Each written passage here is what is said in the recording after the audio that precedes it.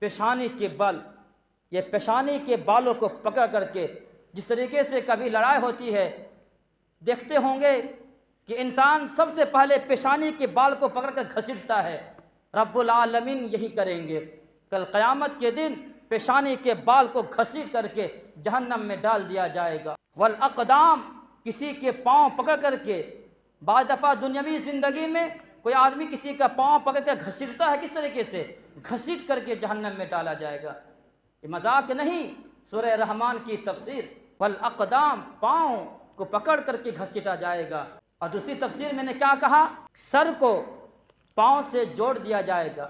جب سر کو پاؤں سے، قدم سے اگر جوڑ دیا جائے تو انسان چل سکتا ہے؟ نہیں چلے گا۔ پھر زنجیر لایا جائے گا، رسی، جس کو رسی سے پکڑ کر کے اسے پھر جہنم میں ڈال دیا جائے گا۔ اللہ تعالی ہم سب کو اس سے حفاظت فرمائے۔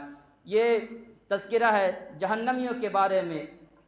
یعرف المجرمون بسیماہم فیؤخذ بالنواصی والاقدام فبأی آلاء ربکما تکذبان۔ اے انسان اور جنات، پھر تم اپنے رب کی کن کن نعمتوں کو جھٹلاؤ گے؟